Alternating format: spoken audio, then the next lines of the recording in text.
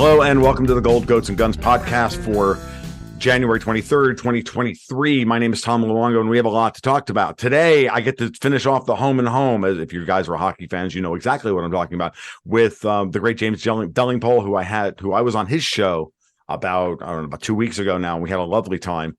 And, we got done with that one. I said, well, James, you were gracious and invited me onto your show. I get to be gracious, which I'm not particularly good at, and invite you back onto my show. So, good morning. How are you? Good morning, Tom. I really appreciate the graciousness. I mean, I don't often go on people's shows because I'm just not because I'm sure everyone wants me, but I'm so flaky.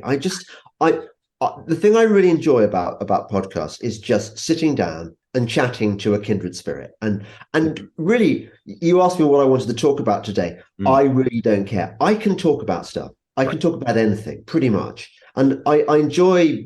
I don't prepare for my podcasts. I just like a good conversation. So we're going to have one today. Right. And well, it's funny you mentioned that, like, because we ran into that, right? When we were trying to schedule my being on your show, it kind of fell through a couple of times because things happen. And I know it was really funny because it was, trying to schedule with your assistant. He was very apologetic and everything. I'm like, dude, I get it. I can't tell you how many times I've overscheduled myself or literally forgotten on the morning. Like as a matter of fact, I have one sitting on my desk this morning. I got up this morning knowing that I had to do this one. And then I got a DM from somebody else that, are we still good for noon? I'm like, I guess we are. So yeah. And also, I've got priorities, Tom. I've realized, that as we approach the fast approach the end of the world, I think it's really important to prioritize. Right. And the thing that I prioritize most in my life is being on a horse. I really like being on a horse. And if there's any opportunity to be on a horse, especially galloping fast and jumping over hedges, then that's what I want to be doing. And so podcasts, take a second place to that. Fair enough. And that's that is absolutely something in this life that should take a second, should take a priority over, ranting into a microphone, which we all do all the time. I don't ride. My wife did when she was younger. And one of the things that sits on my brain is that I've made many promises to her over the years. And one of them is, travel. And the second one is getting her a horse, and never gotten her a horse. Did get her the new car that I figured out about 20 years ago.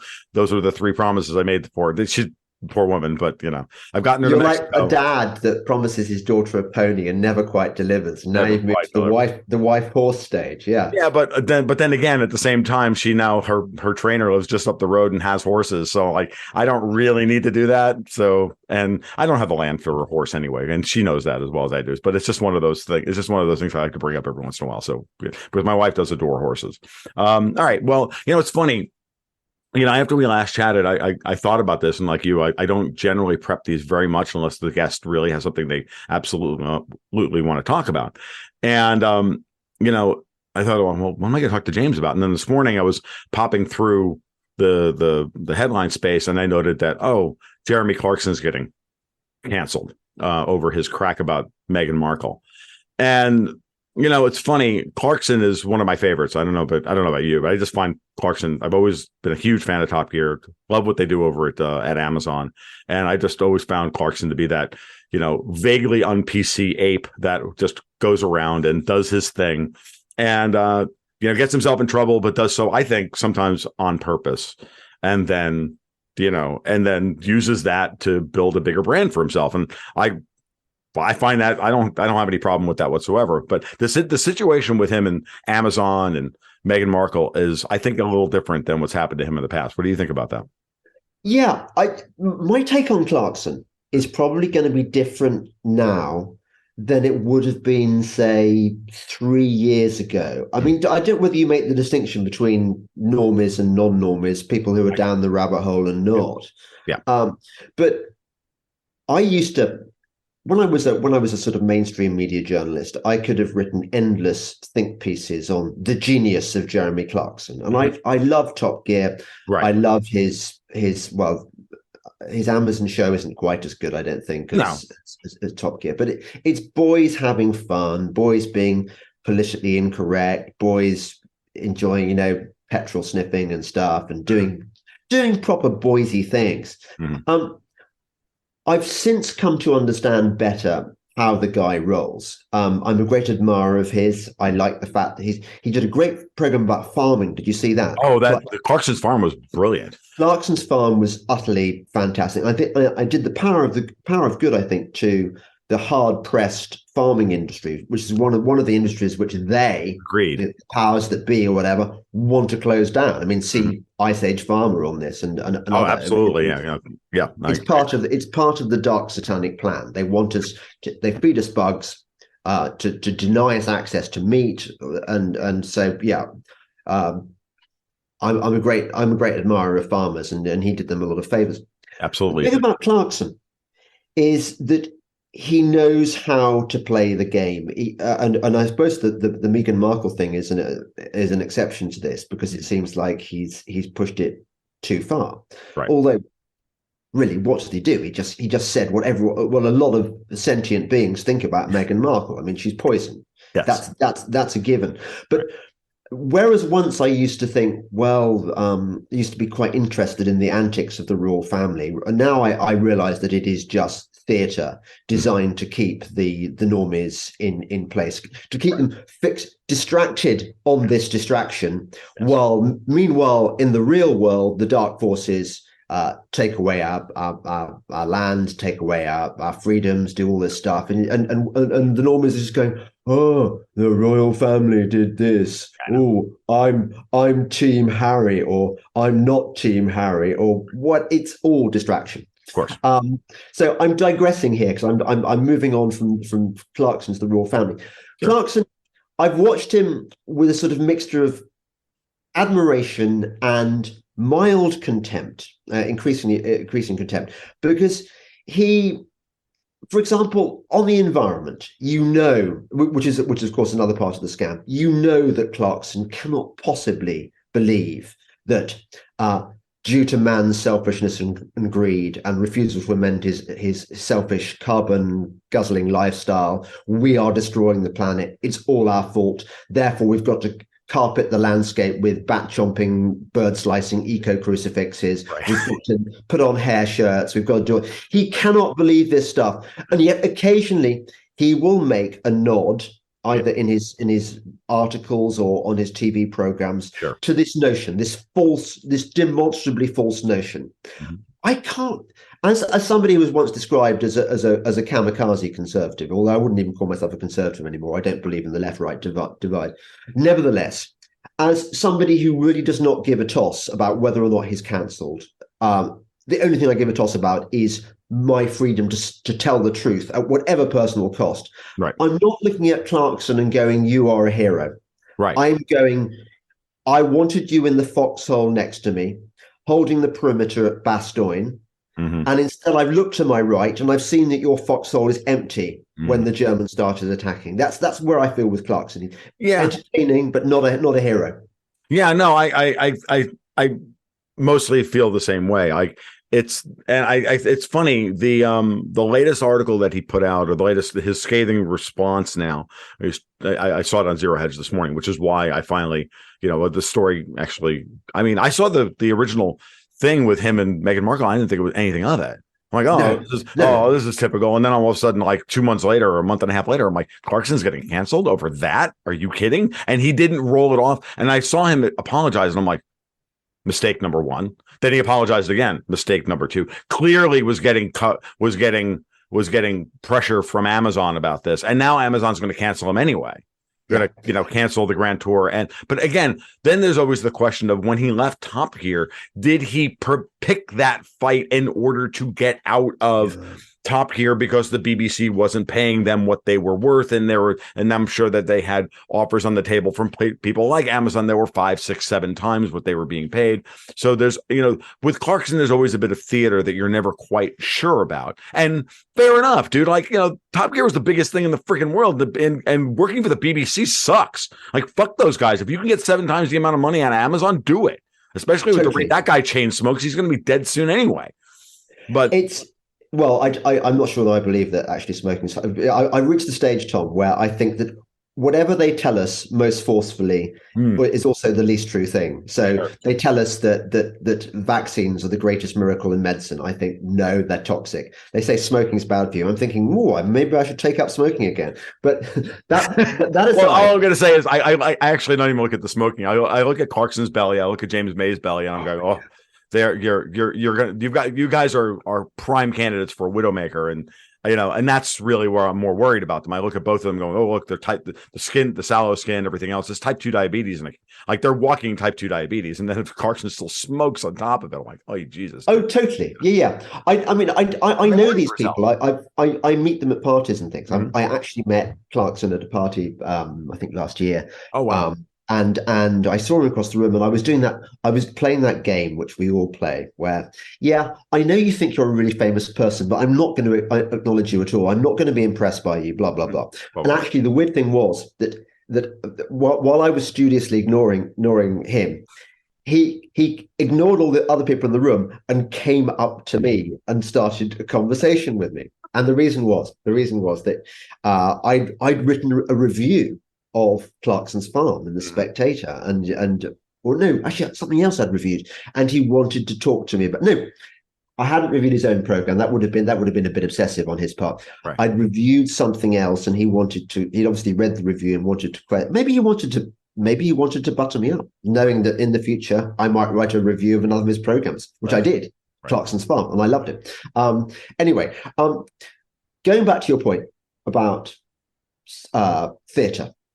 I think that anyone on a certain level of celebrity is part of the bread and circuses that the powers that be used to distract us from what's really going down in the world. I think you and I are on the kind of the maximum level of fame that you can achieve without selling your soul. Anyone on the level above us, we're talking about Joe Rogan, the Ben Shapiro sort of fake conservative scam, the Stephen Crowder incident where he's revealed the contracts that they sign, and it's basically a contract signed in blood with the devil. They have sold their soul in return for millions of dollars, which we'd all like, but would we like those $1 million if it was on condition that we would never offend the ADL? If we lost social media popularity, that therefore we'd lose 50% or whatever it is of our earnings? I would rather live in relative penury than strike that deal with the devil. I studied English literature at Oxford, so I hung out with the establishment. I'm really, really clever, okay? And I read lots of fancy books like Dr. Faustus by Christopher Marlowe. I know what happens when you sell your soul to the devil. It doesn't end well. You get some cool stuff in the beginning, but at the end, it turns out badly. I think going back to Clarkson, I love the man in many ways, but I can't respect the deal he's made. I can't respect the deal that any celebrities make, because it is, they sacrifice the ability to tell the truth for filthy lucre. Yeah, there it is. Agreed. And it's just I think for all of us, and this is a general point that we get. It doesn't matter who we're talking about. It doesn't matter if we're talking about Clarkson or we're talking about a politician or anybody. Everybody at some realize that everyone has a certain amount of this in their public persona, and it's our job to always remind ourselves of that, and then see the limits of what their value to us is. That's it. It doesn't matter who. And I expect everybody to hold my feet to the fire at every point. And believe me, even when I was a nobody, people were holding my feet to the fire, thinking I was some, because that's what they do. Yeah. As you come up through this process, it is what it is. And I know that you've been through it. We've all been. We're all going to go through it. I'm going to do my best, like everything else, to continue to say this is the way it's going to be. When I was on your show, you asked me about the Khazari Mafia, and I just said, "Look, I don't want to talk about it. Why? Because I like my platform too much. I don't consider that a deal with the devil. I just consider that the right thing to do. If I want, I have to make because everybody has to make the value choice of where can you do good, where is it, where can you not do good, and if you can do more.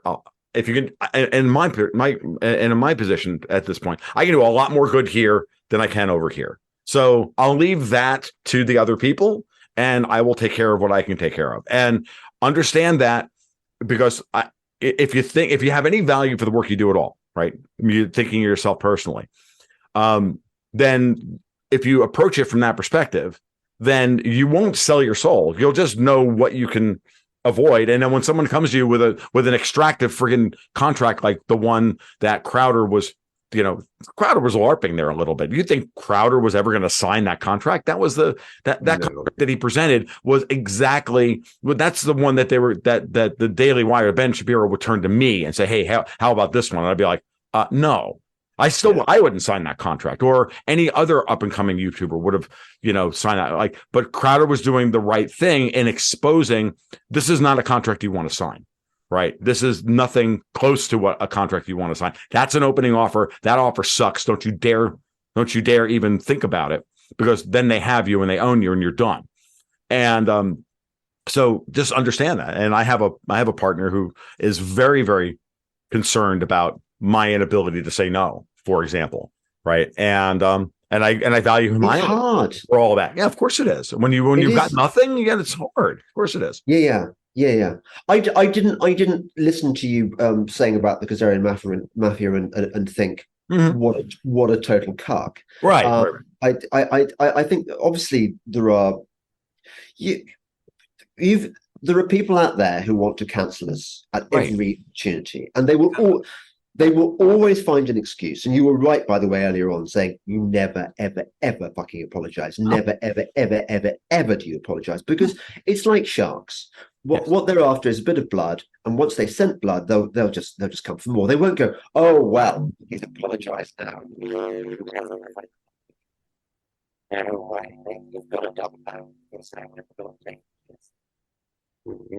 are evil.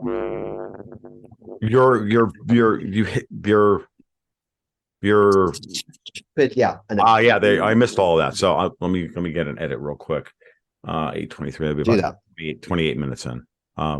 That's fine. Just wait. Yeah, do that. No, do you know what? I've got shitty Apple headphones. I think they it's fine. Something happened there, so it's no big deal. No. But just go back to so never ever ever ever. This is one of my mottos, by the way. Never ever ever ever ever ever ever ever apologize. Why would you do that? Apart from else, what have you got to apologize for? I mean, Meghan Markle, she's just like the end. I mean, she's just well, mind you, everyone in the entertainment industry is compromised, is working for Satan, basically. And this, by the way, is my get out of jail free. There are lots of people who speculate on who it is that really runs the world. Who it is, who is the ultimate, who is the boss. Right. In video games, who would be Dr. Robotnik, the final one you've got to slay. Right. And for me, it's a no-brainer. It is Satan. Satan is controlling. He pulls all the strings, and the Bible is perfectly clear on this. That Paul calls him the God of this world, because that's the deal. I mean, whether or not you believe in the Bible, that is the deal, and it spells it out that Satan, by God's permission, has been given the world as his satrapy, and until it's our job to figure out how best to resist that, and then frustrate him, find our best way through it. Yeah. So I'm cool with that. But I tell you what I don't like. The thing that really pisses me off on, since going down the rabbit hole about 3 years ago. Actually, I mean, you could argue I was there before, because I read a book called Watermelons about the environmental movement, which I think is how you first discovered me. Yes. And the environmental movement is a key chunk of this massive scam. Once you understand that they invented man-made climate change as a way of controlling us, of imprisoning us with their so-called renewable energy, which is not. It's unreliable energy. It's crony capitalism. It's rent-seeking. It's nothing more than that. Doesn't save the planet. Actually damages the planet. Yes, because that's another thing about Satan. By the way, the whole concept of satanic inversion. So when you've got greenies telling you they're saving the planet, no, they're actually destroying the planet. Anyway, since my journey down the rabbit hole, I've come to realize that nothing should be off the menu. Nothing should be off the conversational menu. So, for example, I've encountered people who've looked into flat Earth, and they've decided that actually flat Earth is actually a thing. It's not just some crazy thing. They've examined the pros and cons, and they found out. And you get lots of other people who are down the rabbit hole who are fine on 9/11, fine on moon landing stuff, but say, we don't want to be hanging out with these crazy flat earthers because they're doing us a disservice. And I say, well, hang on a second. There must have been a stage in your life when you too believed in the paradigm, when you thought it was an absolute given that Neil Armstrong was the first man who landed on the moon. I mean, how could you doubt it when you saw President Nixon himself picking up his phone and speaking to the astronauts, et cetera, et cetera. Right. So you're telling me that now you're king of rules, you're king of the rules on which is an acceptable theory and which is not. I'm saying, look, let's hear it. Let's hear the evidence. Let's hear your argument, and let's not judge, because this is a crazy world, and it seems that it is not as it's presented to us. Right. No, it's funny. It's the same thing. I've engaged with flat earthers before. I've engaged with all sorts of people, and I don't have to be swayed by them. I'll give you a perfect example. Is the funny thing is, like, I say this all the time. I don't know if you know the joke that, what's the difference between a minarchist and an anarchist in libertarian circles? Well, about 2 years. Right. It's that. Yeah. Right, okay. It's the hang time between I believe. Well, I can't really get myself out of believing in government, which is a consensual hallucination, just like everything else in this freaking world. Philip K. Dick was so right about almost everything. And then coming down to no, really, Rothbard's right. It's really just, a fundamental abrogation of all of our rights as people. And, not saying that then maybe the necessary evil we have to live with here and there in our lives, but it should be the thing we eventually work towards and be willing to accept that way. That's when I describe myself as an anarchist at this point, that's where I am. When I describe myself as a libertarian, I'm just the guy on the path to minimization of tyranny. That's it. As best I can, right? I'm glad you mentioned the anarchism thing, because that is part of the conspiracy against us. What they do is they whoever they are, capital T, they take words and they change their meaning. Yes, because they are liars, because they're ruled by the Prince of Lies. So they persuade everyone, pretty much, apart from you and me and a few others, that anarchists. They come up with these handy phrases like, okay, you believe in anarchy, do you? Why not go and live in Somalia? And Somalia is their paradigm of anarchy. Anarchy does not mean that. Anarchy just means without a state. It just means doesn't necessarily mean it's a bad thing. Right. I mean, we're doing anarchy right now. I mean, this is the thing. I say this to people all the time. Like, everything where you and someone else interact without a third party prescribing the limits of whatever it is that you're doing, prescribing the terms of your interaction, that's an anarchic process. You are engaging in practical anarchy. Now, ask yourself, if it works there, can it work here? Well, you may not believe that we can need private roads or anything else and like all the rest of it. And I'm like, that's not what's important. What's important is that you embrace the idea of what anarchy actually is and what is not anarchy, because then you can decide for yourself where the dividing line is in your conception of what a civil society looks like. And then we can have a conversation about where that line gets drawn, and we can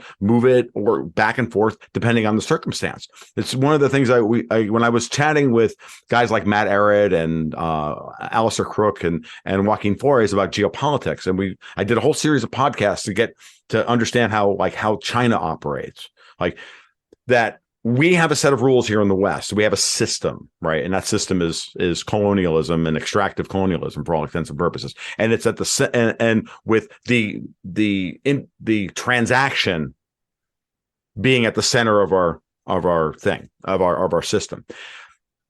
Places like China, Iran, Russia, those are places that the system is subordinate to the society.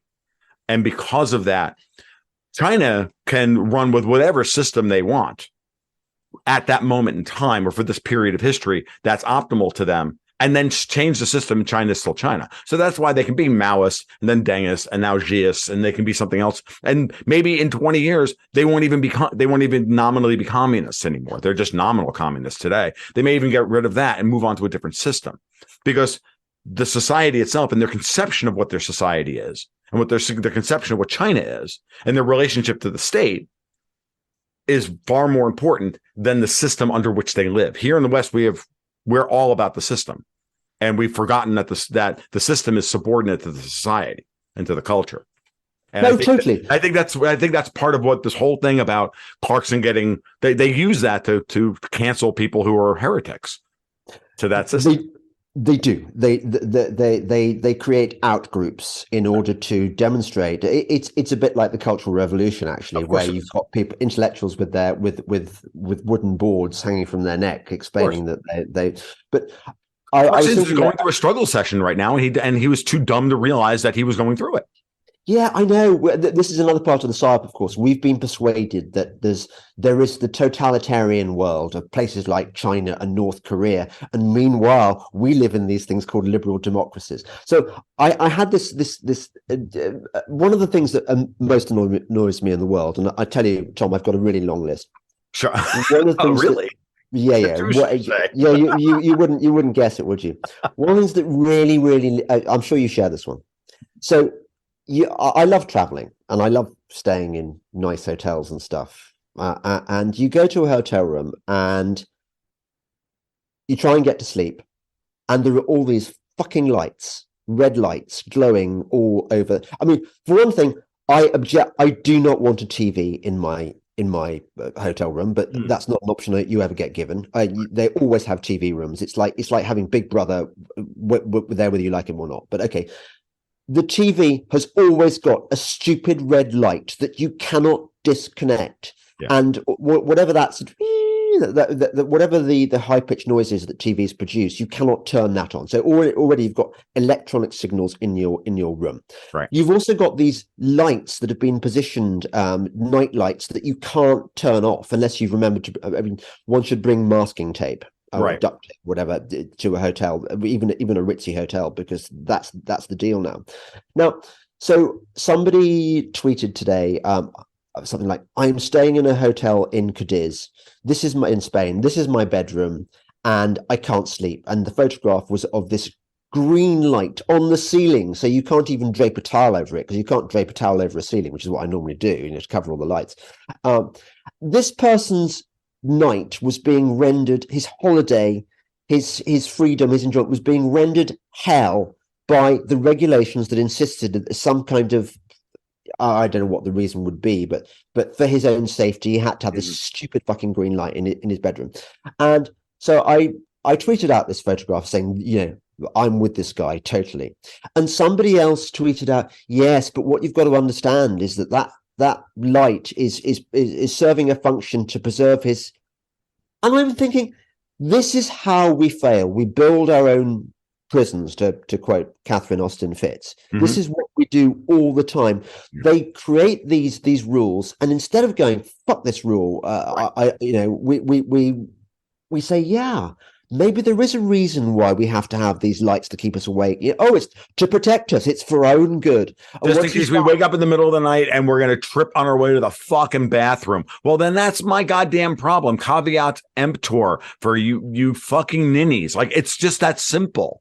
And like, again, it's purely about control. It's purely about ensuring that you're constantly stressed, and they're in charge of, and they circumscribe your life at every moment of every day. You're absolutely right about that.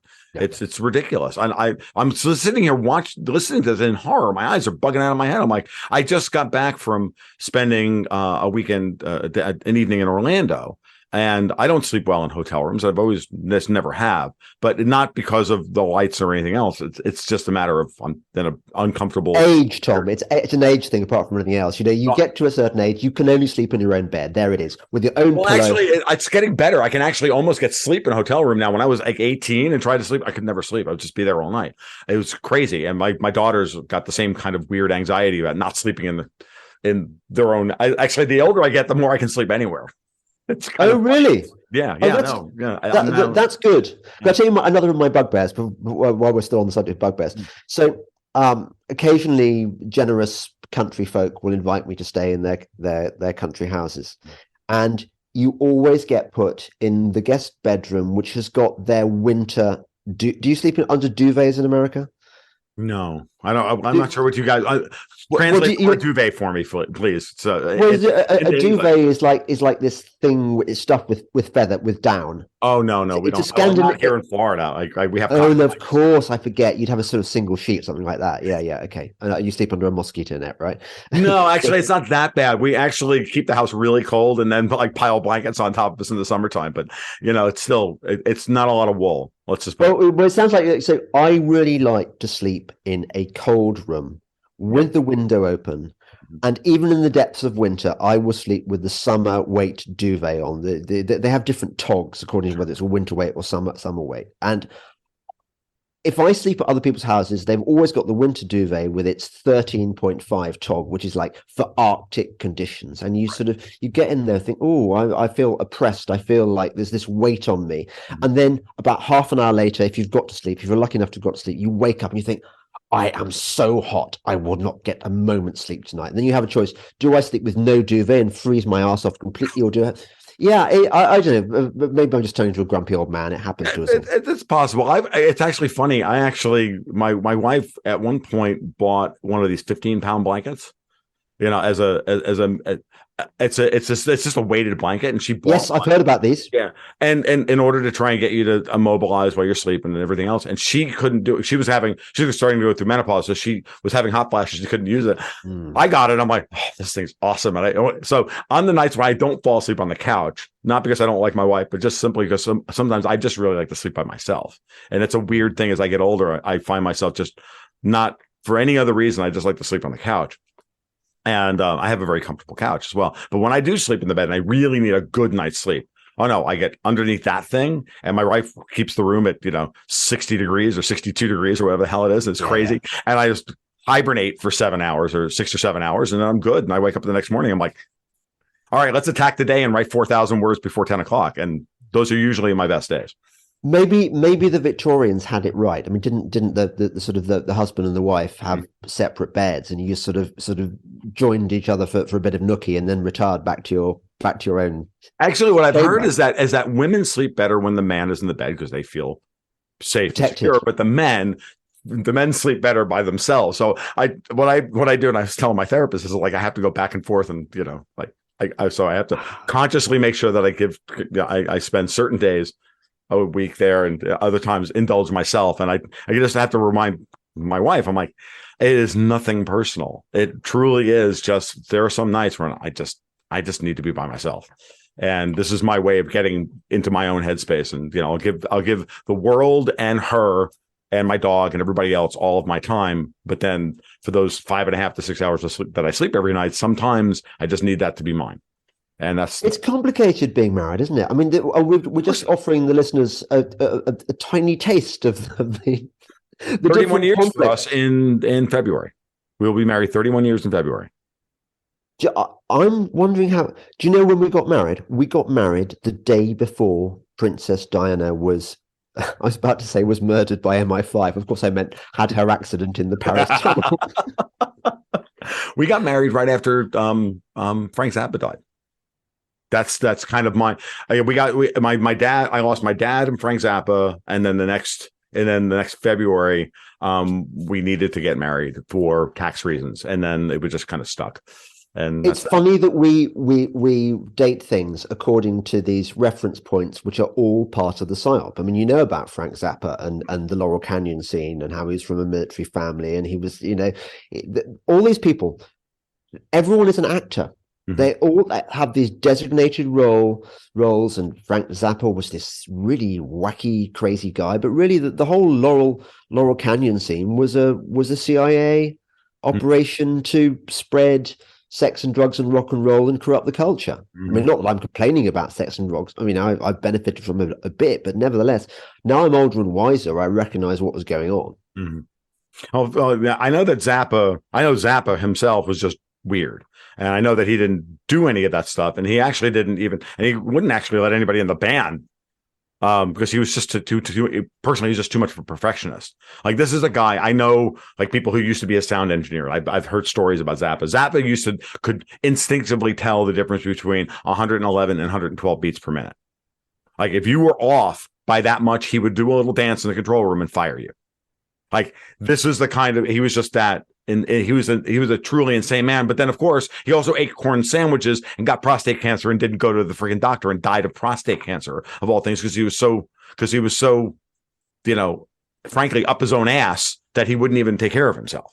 Like, and then dies at 52 or 53 or whatever. It's insane. I mean, Frank Zappa died. My dad threw a clot at 65 as a ex-NYPD who ate like he was an 8-year-old boy still starving in the Depression, blah, blah, blah, blah. Every marker imaginable for I'm going to die of a widowmaker at some point beyond 55, made it to 65, rolled the dice and dropped dead at a Knights of Columbus meeting one night. That was it. 3 minutes through a clot, he was gone. And and still Zappa could not last this guy. And this guy literally treated himself like garbage from the time he left military service, after the Korean War. Have you developed a sort of corresponding a health regimen in reaction to your dad? No, not really. I just know that now I ate like type 2 diabetes was my mission in life until I was about 30. And I've got all the markers of having formerly had type 2 diabetes. And then we discovered that we should be eating meat and, pretty much nothing else. And that's, and now I just berate myself every time I have French fries and try to make sure that they're at least, fried in tallow as opposed to soybean oil. But we do try and live up to the standard of, for the most part, carnivore, OMAD, if you can get away with it, intermittent fasting, because I smoke enough cigars that I want to enjoy my cigars, but I don't want to die at 55. So, and that's next month. So, I'm moving on. Like, every year now is a gift. Let's just put it that way. I'm older than you, Tom. I can patronize you. Yes, young man, you're doing very well. But when you get to my age, what you got to understand, I've got this luxury problem at the moment, which is that I am desperately trying to put on weight. So when I have, like in the afternoon, I might have a bowl of porridge and I'll pour loads of cream on it, or I'll slather loads of chunks of butter on my toast or whatever. And I know that even though my wife would want to be sort of looking at me going, don't you think you ought to have less?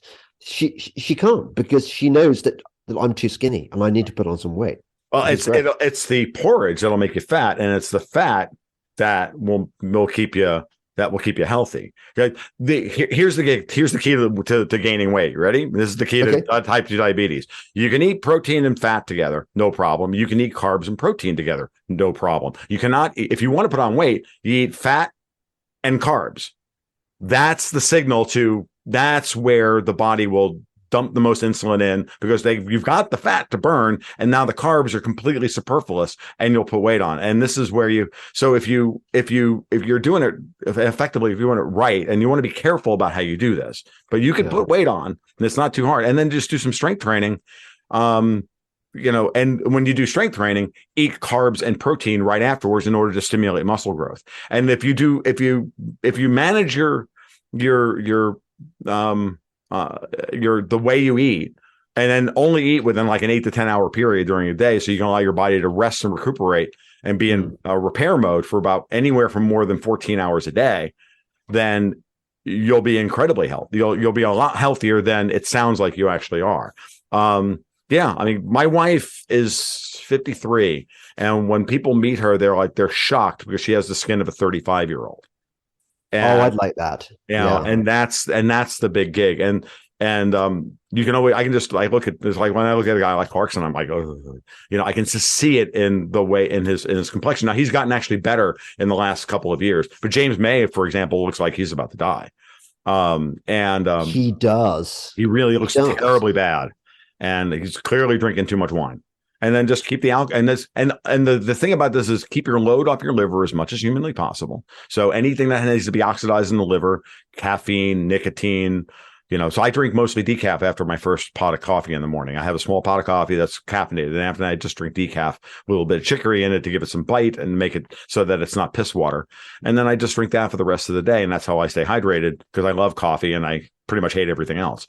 So yeah, but Tom, you can say all this shit and you can give me all this advice, but let's not forget you're not as old as me, so you haven't got to where I am. I mean, so you're going to feel a right fool if you keel over like a couple of days before you reach the point where I am now, and you think you're just saying to yourself, I've done enough damage to myself over the years here and there, but I get my blood work done regularly, and I've been doing this now for on and off. Again, your goal is to always live up to your own aspirations. It's just like being an anarchist. Like there's going to be times when you're going to be like, yep, nope. Like I think this government agency might have the right position, not on censorship, but on something else. It's like every once in a while, like it's like the argument we were making about the Fed when I was on your show a couple of weeks ago. Yeah. It's that kind of thing. It's like every once in a while you got to, in order for me to get to where I would like society to go, I got to align myself with these guys temporarily. And then, I'll feel dirty about it, but I'll get over myself. And that's that. And so you live up to your expectations. You live up to your principles as much as possible, but realize that, none of us are perfect. And that's why we live in a fallen world. And that's what we're always constantly working towards. And you have the right people to keep you on the straight and narrow. Yeah. I'll go with that. Yeah. Yeah. Of course, actually, the thing is about my weight is that horses quite like it when you're lighter, right? And they're more eager to jump over a hedge. So let's just put it this way: I would have to be on a draft horse. I'm still pretty heavy guy. And I put a few pounds on recently that I'm happy with. So I got to be good about. I got to take about 3 months and pull 10, 15 pounds off. It's not that hard. Do you watch Yellowstone? No, I don't actually. Do you what? I mean, you like movies and stuff, but I quite like Yellowstone because it's got loads and loads of horses in it, and also, do you know the other thing I like about Yellowstone? It absolutely fucking hates the environmentalists. Yeah, and I think it was quite a good move from the guy, the showrunner who did this, and he's had loads of other things, whatever his name is. But Yellowstone has been a massive hit. Yeah, so I've seen that. And I thought it was quite a bold move, making one of the bad guys what you call Native American, for example, and making the EPA the enemy, and making all these kind of park and wildlife people, who want to arrest you for shooting a grizzly bear, for making them the bad guys. I think that's because I think we need to wake up to the fact, those of us who are not awake, that the environmental movement, the Greenies generally, are among the most evil force in the world. They're certainly Satan's minions. No, I agree. I didn't know that about Yellowstone. That's a if it's a recommendation coming from you for something in pop culture that you could actually stomach, then that's high praise. Like that I'll put that on the list. And because generally speaking, like I don't know if you saw on Amazon the Emily Blunt series, The English, was actually I had to stop watching it. I could not cope. I tell you why. I liked the first. I watched the first. Are you about to tell me you liked it? I loved it. I loved it because I love that story. I was actually so damn surprised that it wasn't everything wrong with. I was expecting white English woman goes to America, white man's burden, and then I have to listen to 6 episodes of White Man's Burden, or 7, 6 to 8 episodes of White Man's Burden shit, and I was like, yeah, I'm not going there. And I didn't see that at all. What I saw was, it was a. I don't know. I really like that story, and I like the story between the two of them, and that's that. But again, I'm an American, and yeah, I don't have any. I don't have a lot good to say about the English at this point. Okay, so what I hated about the English was number one, that she's supposed to be a late 19th century aristocratic English woman. Right. But she talked like she was coming out of a Hollywood therapy session in 2023. Right. Her conversations were with the Indian guy were not conversations. They were basically psychoanalysis sessions of just finding about his inner feelings and stuff, and then they fall in love. Couldn't bear all that. At first I was really excited because have you ever read a book by Cormac McCarthy called Blood Meridian? I try to stay away from Cormac McCarthy, to be honest with you, because he is one of these guys that, like Dennis Lehane, and I just think that they've I'm too much of a glass half full kind of guy for them. Like the bridge for me is the those who are in effect postmodernists, but don't understand that postmodernism is a path to uncovering our humanity as opposed to just reinforcing the bleakness of society and Marxism, like that, the undercurrent of like things like No Country for Old Men, and no, I can't do it. Like, give me Grant Morrison, give me Philip K. Dick every day of the week and twice on Sunday, and I'm staying away. And those guys I can't do. Even though I agree, even though I can see the story and I'm like, yep, I watched No Country for Old Men once, and I'm like, great movie, done, never again. I didn't like the movie, and I know what you mean about the sort of nihilism that you find in Cormac McCarthy, and it's more, I like him as a prose stylist. I like it as a sort of an apocalyptic visionary. I don't give a shit about his green politics. If those are his politics, I can't really work out what he thinks. I mean, I think I have a hard time with nihilists. I really do, because I see nihilism as just another. It's just another fucking psyop for friggin' Marxism. Like that's what I see nihilism as, and I just have no patience for it. So I'm very sensitive. I'm not retracting my position. I'm just kind of understanding where you are on Cormac McCarthy. But you're right. I'm reading this delightful book at the moment, which I don't know whether you've ever come across, by a Russian writer called Ivan Goncharov, called Oblomov. Oblomov this book was rated by Chekhov and Tolstoy, but both of them wrote, I wish I could have written this book. This guy is genius. And it's about this member of the Russian landed gentry in the kind of late 19th century, and he just sits around on his ass doing nothing, and just being sensitive to nature and to feelings and stuff like this. Anyway, it does develop into a plot after a time, but it's a lovely book.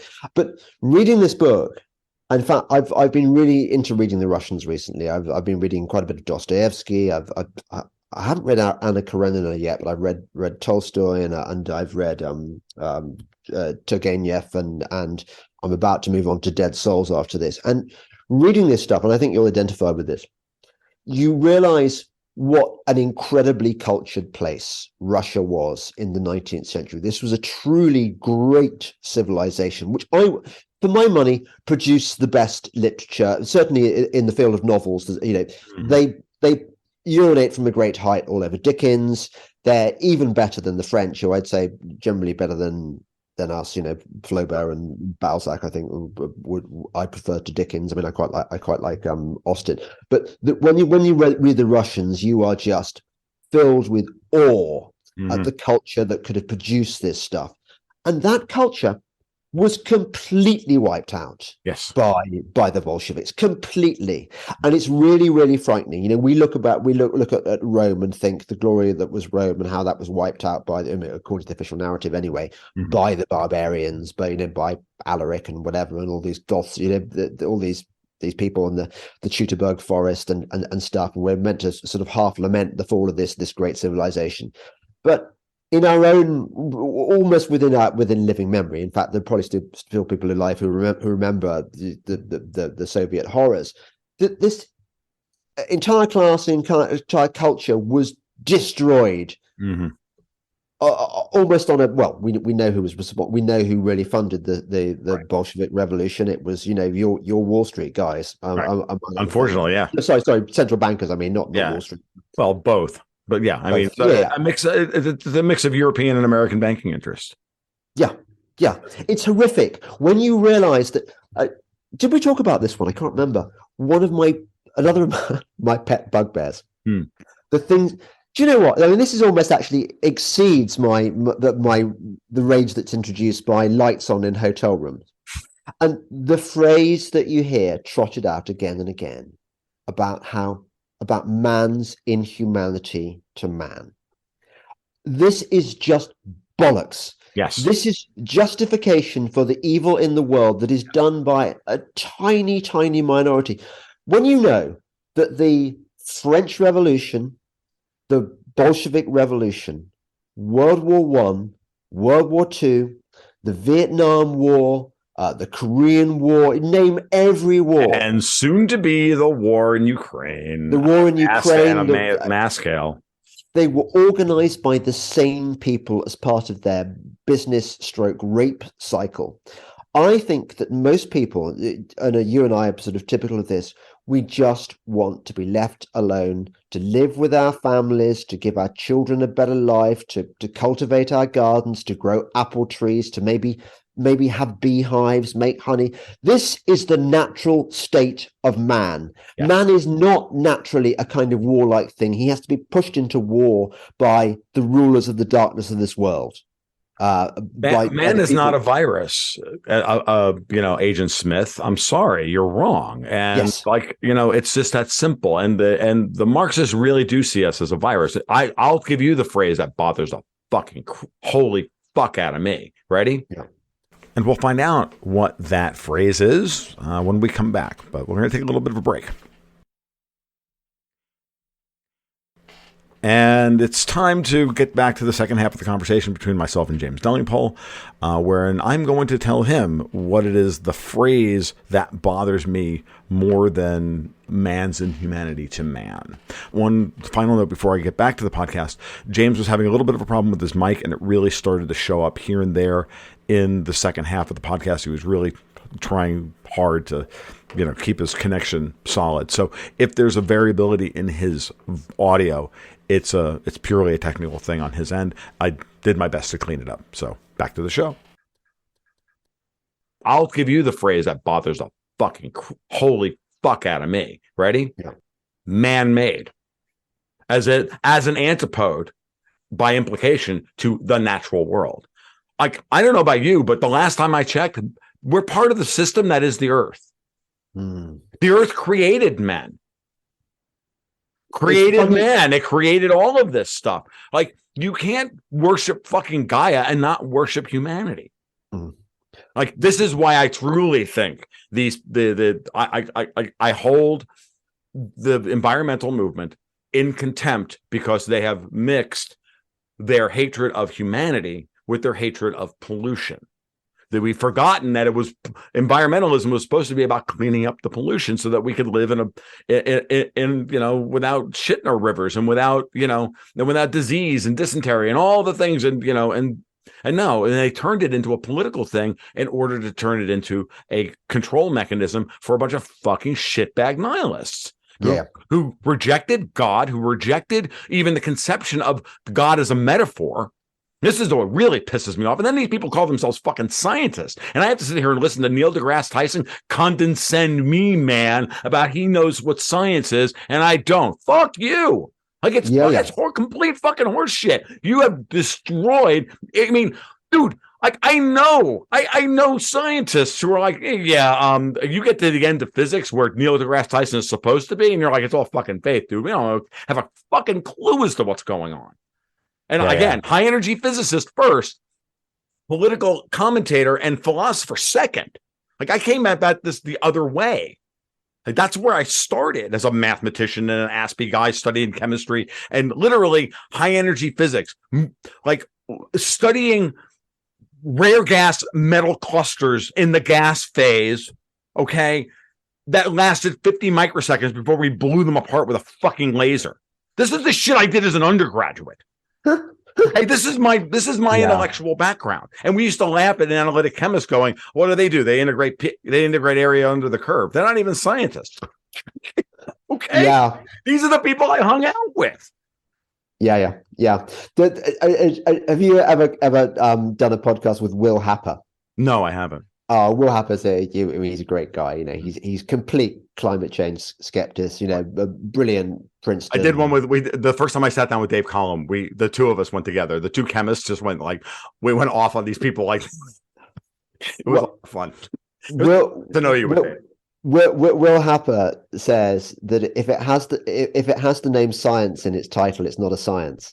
So you've got physics, chemistry. Well, they're sciences, but right. In environmental science definitely not a science. The social sciences aren't sciences. Not sciences, political science. I used to, in an age ago when I used to be a chemist, I had a line about, I was riffing off of Jared Manley Hopkins and Sprung Rhythm and all this shit. And I said, and the very odd political scientists, because like, they're not scientists. And I was like ripping off of, I was ripping off of the physics of state changes and, as winter turns into spring and all this stuff. And I'm like, and the very odd political scientist is wondering about blah. I'm like he's not even qualified for it because he's not even a scientist. So, Yeah. Yeah.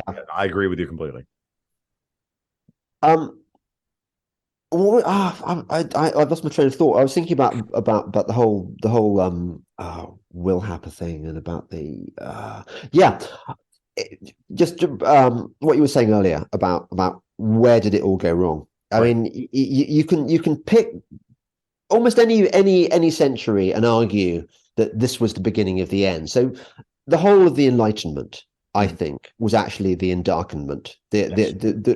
We've been sold this line that actually what this did was it replaced replaced religion with this thing, science, and suddenly we had a much better handle on the nature of the universe and stuff. No, it wasn't. It was designed above all to kill God and replace God with these charlatans, actually, in many cases. I mean, even the good ones were often enthralled to this kind of Luciferian agenda where they wanted to replace. It's funny, we talk about what you've been reading recently. One of my favorite writers, I invoke Philip K. Dick all the time. I invoke Kafka and Borges and those guys. But one of my favorite writers I don't talk about a lot is Stephen Donaldson, the great American fantasy writer, wrote Thomas Covenant and a variety of other things. His last series, this is you want to talk about an old curmudgeon. A man who's sold millions of books and everything else and has had Hollywood beating at his door for decades to adapt his books into movies. And he's like, no, absolutely not. Fuck you people. You suck. His latest series and it's classic that he's thinking about this, is preparations, 20-year preparation by the last repository of knowledge in the world. So basically the Library of Alexandria, against a religious cult that's basically evil Christianity, like Christianity that's been subsumed by and turned into a rapacious thing. One of the things I meant to follow up on is that, again, it's like Marxists believe that man is a virus and that we will spread into all of these areas. This is Club of Rome shit. Like they talk about this the stuff. Earth has a cancer. The cancer is man. The cancer is man, and if we don't stop, and if we give man access to cheap, abundant energy, he's going to destroy the entire world. And so we have to stop him. And this is Julian Huxley and UNESCO. This is Club of Rome shit. This is all this stuff going back to the 40s, 50s, or whatever. So like I get all that, and so it's clear that that's what we're dealing with, and that we have a phrase internally between myself and Dexter: "Comintern never ended; it just went underground." And that Uncle Joe, meaning Uncle Joe McCarthy, was right. He may have been a drunk, but he was right. There were commies everywhere. There still are. They're everywhere. And a lot of them don't even realize it anymore. It's just this shit's on autopilot in many ways. A lot of it, if you're being generous. So I just find it fascinating that a guy like Donaldson, whose first book was about a leper rapist who has to save the world because God speaks through he speaks through the worst of us. Mm-hmm. And that is a very powerful. That's why that story is so powerful. And it's the same. But here we are, the same thing at the end of the day. And and at the end of his career, he's telling us the exact same thing. And this, as people like Jordan Peterson and others, artists always get there first. So 10 years ago, when he was plotting this story out, it was clear where he saw where we were going. In the same way that we see it, the true artists within our society, and there are a few of them who have made the deal with the devil to be popular enough that they can actually produce work that can push through the counter programming. I think Chris Nolan, for example, is a perfect example of this kind of person who knows how to play the game just well enough to get through, build the story, but then tell the right story. And I think he's done that more often than not in his career. It's not always right, but he's done it pretty well. And this is just the kind of thing, because there's still the opportunity to tell great stories, because the public will always eat them up when they're real, when they're true. I say this about Marxists all the time. The classic example for me is Alan Moore's Watchmen. And Alan Moore, being a left anarchist, kind of classic Marxist, yada, yada, yada, builds this entire Marxian, world about then deconstructing the superhero myth and everything else that is Watchmen. And it's brilliantly conceived and all of this stuff, but it's ultimately just a Hobbesian dialectic. A and B will fight until the death unless S, the Superman, the state, comes in and keeps them at bay. And the minute they remove Dr. Manhattan from the scene, then the Russians and the United States want to get to nuclear war. That's the text of Watchmen with everything else happening. At the end of the day, though, as much as Alan Moore fucking hates libertarians and objectivists and all these humanists, guess what? His best character, and the one we all responded to, was Rorschach. And Rorschach is humanity's unwillingness to be frog marched into technocratic socialist hell. Yeah, is willing to die for his beliefs. I'll tell you who gets away with murder as well. Are you familiar with Mark Miller? Mark Miller, yeah, comic books. So Kingsman. I mean, Kingsman was a fantastic assault on the environmental movement, a fantastic riposte to all this kind of, Thanos, isn't he great? Thanos rhymes with Davos, by the way. Yeah, yes. Yeah, there was a Doctor Who villain called Davros at one stage. He was half human when he was had a Dalek bottom. Did you ever watch? No, I never watched it. No, I never saw any of this. No, I stopped. I stopped my comic book collecting around, I don't know, about 2000, 2001 or so. I just got kind of silly, but yeah. But go ahead.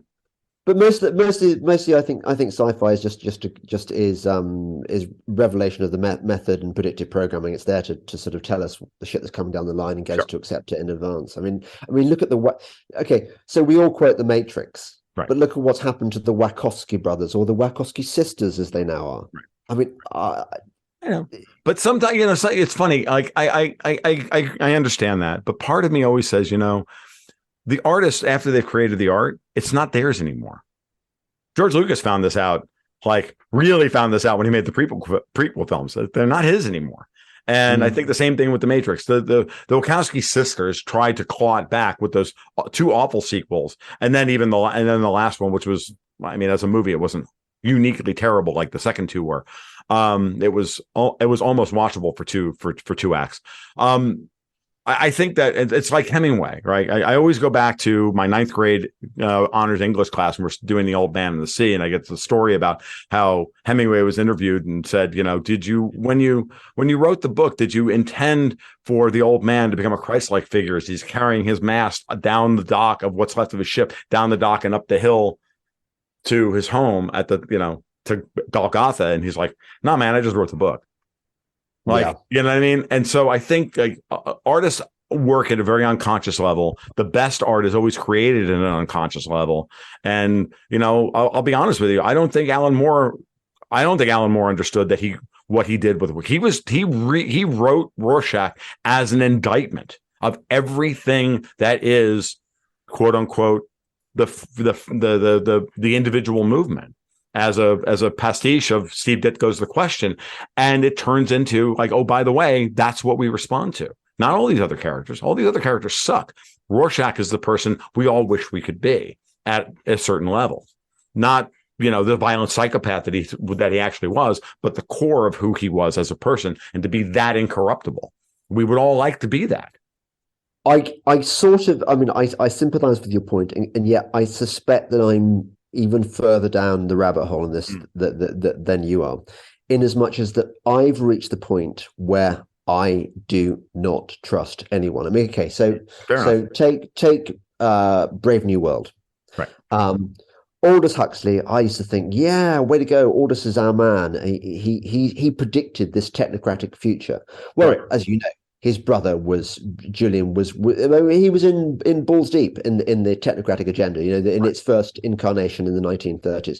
Aldous was just merely telling us what his mates were planning and what he himself probably agreed with. J.K. Rowling. Just because he intended to do that doesn't mean that we have to accept the art that way. That's the wonderful, beautiful thing about art, ultimately. Yeah. Okay. I take that little bit of hopium. Fair enough. I have to have it. Well, look, when you realize that Shakespeare was part of the psyop, that Right. Shakespeare was not written by a man from Stratford upon Avon with small Latin and less Greek, not by a sort of a super bright grammar school boy. Right. He was written by the Earl of Oxford, Edward de Vere, Mm-hmm. with a scriptorium being like a bit like one of those sort of writing tables that put together The Simpsons and Friends, Right. where It's a writer's room. yeah, writer's room, exactly. So Edward de Vere assembled the best playwrights of his day, put them on the books, and they wrote the works of Shakespeare. And everyone knew this at the time. Everyone knew this for probably, or anyone educated knew this for at least 200 years after its death. It's only recently that we've come to revere the Bard from Avon as this fictional character. So once you realize that the greatest writer in the canon of at least modern Western literature. I mean, we can Homer. Maybe Homer was part of the psyop as well. That once you realize that the greatest writer was himself. Well, I mean, I'm sure there were political motives for doing this stuff. I mean, they were propping up the Tudors, weren't they? They were propping up the Elizabeth. They were writing political propaganda. So if even Shakespeare is not tainted, then who escapes? Who escapes? I now suspect that they will not allow you to be really successful unless you are doing what they want. Harry Potter being the most obvious example of that. The Harry Potter was written actually to promote in the minds of young children wizards, black magic, and a sort of a godless universe. Mm-hmm. Yeah, it's funny. I understand that, and I don't even disagree with a lot of that. I also happen to think that, and I've mentioned this before, young adult fiction is the most important part. It's the most culturally relevant fiction to be written because it's written and targeted for the people who are most open to a transformative experience by art and literature. The stories we ingest as teenagers, the music we listen to, the movies we watch, all of this stuff, these are the things that kind of make us who we are. So I can go through all the things that the first serious book I ever read was Do Androids Dream of Electric Sheep by Philip K. Dick. I went from reading nothing, like reading Dr. Seuss, to not reading to reading Philip K. Dick. That's where I started. And the novelization of Star Wars. That's where that was it for me, right? So, and then it just went on from there. But that was me. And maybe that makes me, a 3 Sigma, anomaly, right? But what I came to realize was that things like when I look back on Harry Potter, why it's so important, why something like Star Wars, why Harry Potter, why the Hunger Games, for example, such a powerful. Oh, we know why. Because she comes from Norfolk, Virginia. Right. I mean, she's this is like thinly veiled reality. Right. She's describing the world she comes from. Right. I mean, whether she's on board with us or whether she's just, again, it's predictive programming and conditioning and stuff. I'm not talking about Jennifer Lawrence. I'm talking about the story of the Hunger Games. Like the story of the Hunger Games gets out into the world and becomes this viral, massive thing because it is ahead of its time and it's effectively metaphorically true. And we're living through the Hunger Games today. And they're prepping us for the Hunger Games in the future, but we already have the cautionary tale. So now the question is it a soporific or is it a call to action? Is the big question. And I don't have an answer for that, but I know that without it, we don't have even the opportunity for it to be a call to action that's relevant to the world we live in today. Because that's what the stories are. Stories are the lessons that we tell generation to generation in order to deal with the issues of the day. So Homer wrote about his things in order to educate. And that's what the Bible is. It's just at its worst, at its least generous.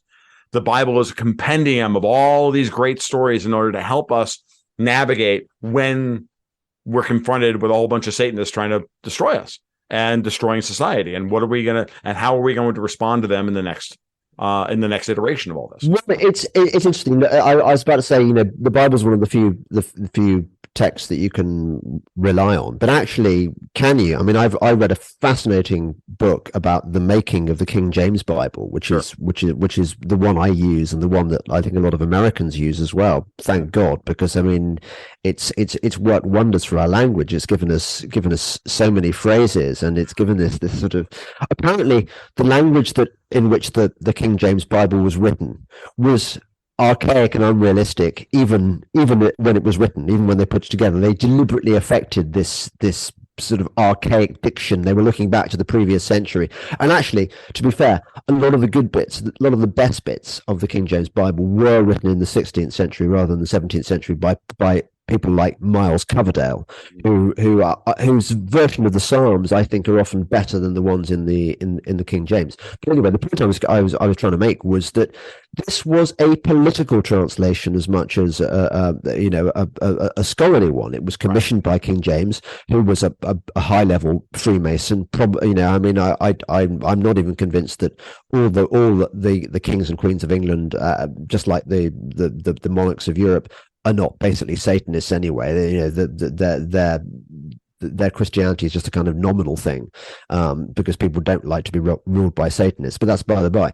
So when he commissions this translation of the Bible, well, he's not gonna major on passages which question the importance of kings, for example. So there are all these tweaks. So then you ask, where do I go back to? I mean, do I go back to the Septuagint, which is the Greek translation of the Hebrew, carried out by I think 70 scholars of the day? Or can you trust the Latin version? Well, so it's a hall of mirrors, the whole thing.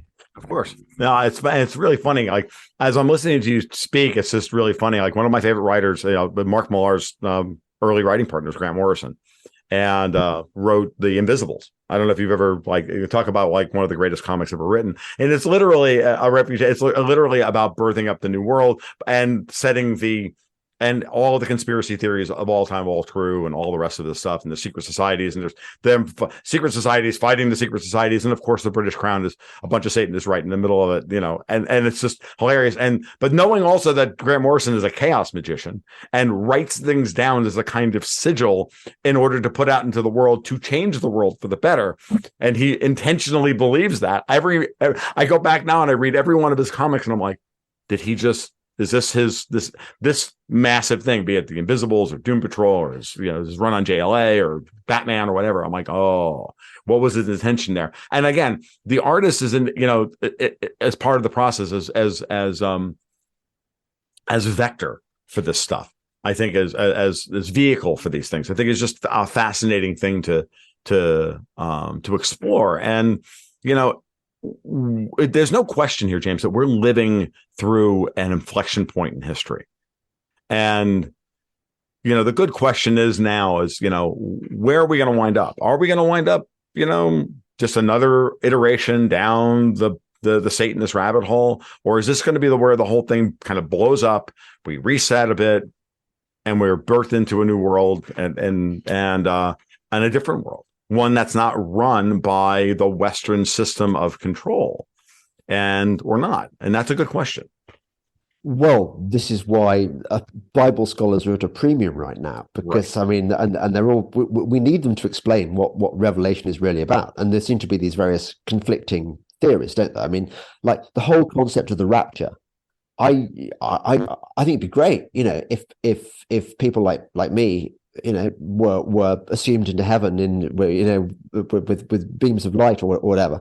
I don't think it's going to happen. I'm not of that particular. Oh, neither am I. I think it's all metaphor for me. I always take all these things as metaphors. Like, what are we going to do with this, and what society are we going to build afterwards? That's what all these stories are really truly about. I'm not practicing Christian. I grew up Catholic. I'm not at all, but my spirituality is I just know that the world is weird enough that I don't have a fucking clue as to how it actually operates, and I'm open to any and all interpretation. So I'll listen to the flat earthers. I listen to the people, the Christians who believe the earth is 4,000 years old. I listen to everybody. I don't know. I don't care. What I care is what are your intentions with that information in terms of how it interfaces with the society you and I are going to build? Because that's all I can really care. That's all I can affect. And then, and we come to some Well, negotiated settlement ultimately. well, I think you and I probably both that what we're in World War III at the moment, and it Yes, started some time ago, and absolutely, this is an information war. So absolutely. you and I and people like us are on the front lines. We don't need to charge machine gun posts anymore with our M50s blazing. M14s and or M1 Garands or the greatest gun ever, or the gun that subjugated more brown people than anything else in the world, the Enfield. 303 British. Which I own a brilliant version of, and I keep for exactly that reason, just to remind myself. It's also a tack driver, by the way. It's the coldest I've ever been. I went and joined a bunch of military reenactors at Bastogne in the winter.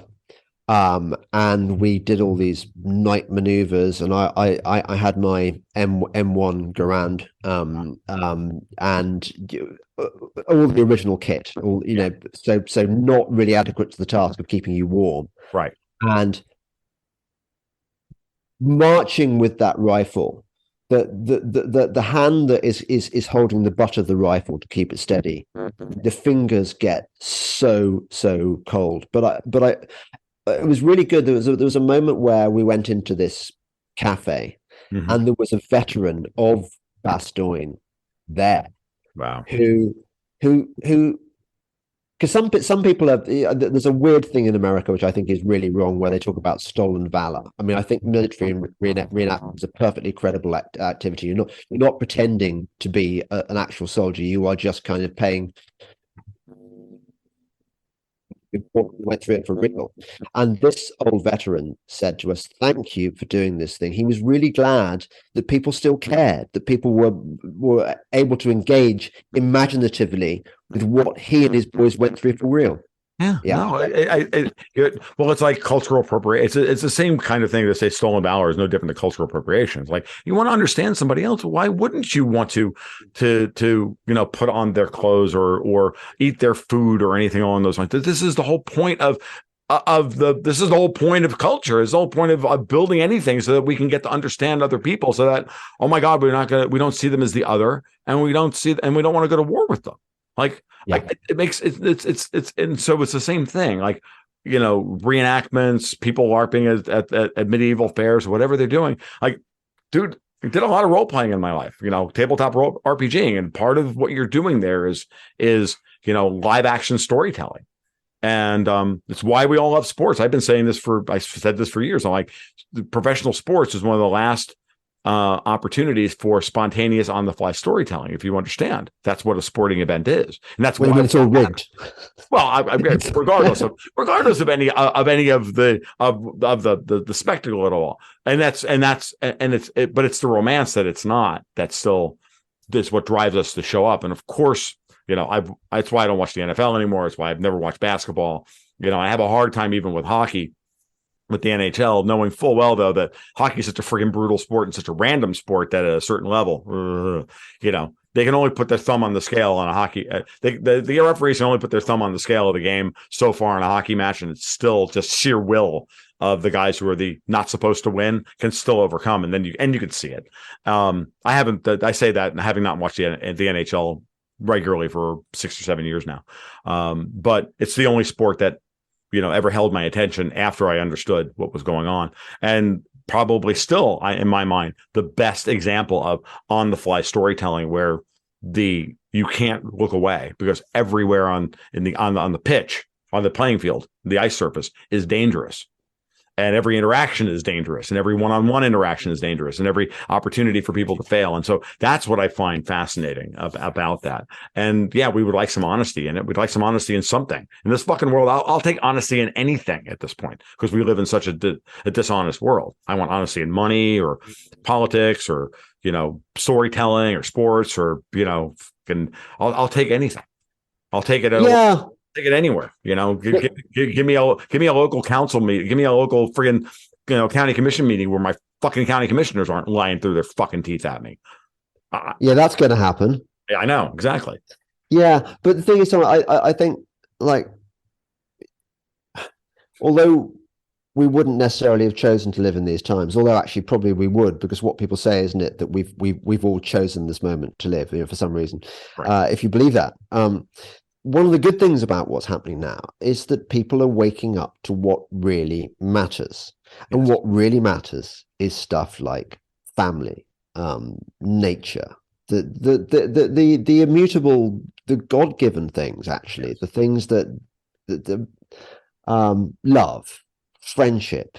These are the things that endure, and everything else is just illusion and vanity. Yes. And I think when you keep sight of those things, actually, one can be quite optimistic, because this has been a great awakening. People realize that what we're experiencing now is something that has been planned over generations by an evil. I'm not going to call them elite, because that sounds like they're special, or they have special talents. They don't. They're just scum. They're evil scum, Mm-hmm. and we are wise to their game now, which we weren't in history. Most of us. We never were. I called them cantillionaire midwits over the weekend. And the Cantillon effect is those who are closest to the creation of new money get to spend it at yesterday's prices and get the benefit of it. So they're all cantillionaires. These are all people born on third base who thought they hit triples, and they're not very smart, and they have no idea. And because of this, they wield power, and power doesn't make you smart. Power makes you dumb, because you wield it indiscriminately because you've got it, and you never work to earn it. And so therefore, you look at people like Schwab, who didn't earn his power. He was handed that power. You look at somebody like George Soros, and he's a different case, because he actually earned his power by stealing from other people. And, he stole from people. But you look at a lot of these people, you look at you look at Meghan Markle and Harry, and you look at the British Crown, and you look at, the people who run the European Union, and you look at all these people, and they were all handed their power. All the people that were sold as heroes. Winston Churchill. Exactly. I've just Churchill. Sorry, I've just done a podcast with a historian who's given me us on the dark truth about Winston Churchill. Yeah. And it's way worse than you think. Yeah, I can only imagine. And a pedophile, murderer. Like I've always looked at Churchill very skeptically, and the older I get, I look at it every day. I'm like, so I'm not surprised to hear that he was any allocation against Churchill's memory, probably true. I'm not going to say one way or the other, but if it is, great. If it's not, it's not. I don't really care. But at this point, the man had every opportunity to avoid World War II and threw us into it completely, like, period, and for no goddamn good reason other than some grand plan of somebody else. And it doesn't really matter what the specifics of that grand plan were.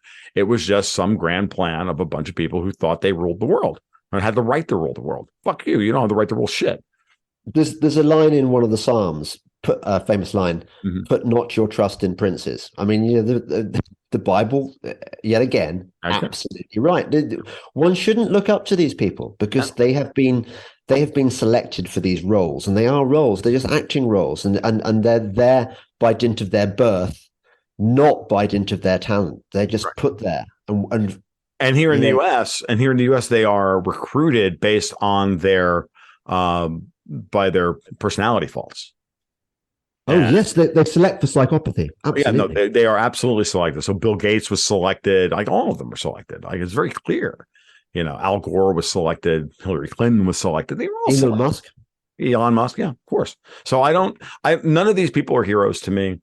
They're all used in a particular role. Sometimes they go off script, and we see a little bit of, and then it's like it's like the old Robin Williams skit about Reagan being an animatronic. It's moved him too far, pull him back, that kind of thing. And and those things that a line by that, like that from a throwaway gag by Robin Williams and a freaking HBO stand-up routine 35 or 40 years ago is stuck with me to this day, and I see it everywhere. And, every once in a while, Trump got out, did the wrong thing, or did the thing that the one faction didn't like. So they went nuts, and while he was serving a different faction, and blah, blah. It's all bullshit. It's and the big question now is, and this is what I was trying to explain to you the other day, and I think I was reasonably successful at it, which is that now they can all see that we can see them for the first time, and now they're starting to fight amongst themselves as to who's going to be in charge. And the Russians, the Chinese, and the global majority, as Peter Lavelle over at RT put it to me the other day, they're sitting back with popcorn and going, "Huh, that's kind of fun. This is what we're going to do." So this is going to be so have fun, guys. You do not rule shit, but you still have a bunch of lieutenants running around. Some of the colonels are getting thrown under the bus, and the generals are very nervous. And for the first time, I think in a long, long time, they're very nervous. Maybe it's for the first time ever. Right. Maybe. They've had it all their way for so long. Yes, they really have. I mean, old European colonialism and its downstream attendant effects, like, having infected the United States and affected other areas of the world, is in serious, serious trouble today. And it's a good thing. And it's because of people like you, hopefully people like myself and others who've just finally broken through enough, and the technology that they gave us that they thought they were going to enslave us with, and we've now turned it against them. Yeah. Amen. Let's hope. Yeah, let's hope. That's the best we can do. And if not, well, then you attend to your local community, attend to the love and family and all the things you can do to make things as tight, to make as tight a knit circle around you as possible. A little practical anarchy never hurt nobody. Well, Tom. I'm sorted. If it all goes wrong, I've got God. I mean, that's as a Christian, you do have that resource. Again, ultimately, he wins. And that, which is, and for those, and I agree with you. And for those who are secular in the audience, or reasonably secular, you just say, look, it's your willingness to submit to the will of the universe in some way that it'll all work out, as long as you remain open to it working out and staying in the moment and staying true to the whatever thing it is that you want, without having to put your trust in heroes and understand where the break points are. Bring all you mentioned the key word. True. Truth has to be our watchword. Exactly. If you stick to the truth, because we've all got moral compasses, we all know what the truth is. Right. You won't go wrong. Right. The truth is really important, because this is the realm of the Prince of Lies, whether you choose to take that literally or metaphorically. Of course. Everything that's going on in the world today is a liar. The politicians are liars. The entertainment industry is a promulgation of lies. The media, my goodness, that's about telling lies. We're lied to about the vaccines. We're lied to about agriculture. We're lied to about the health benefits or otherwise of meat and eating vegetables, and everything is a lie. That's right. Plants don't want to be eaten. It's really simple. This is how I cure people of not being carnivores. Plants don't want to be eaten. Go look at everything about a plant chemically, and you'll realize that plants have done everything imaginable to make themselves unpalatable to carnivores. That's why herbivores have 3 stomachs and take 3 days and have to literally are nothing but bacteria factories. They are literally nothing but beer factories in order, and then to get something out of them. And even then, those animals, I raise goats, are in ketosis, not glucosis, folks. Like, they're extracting the protein. They're burning ketones, because it's not an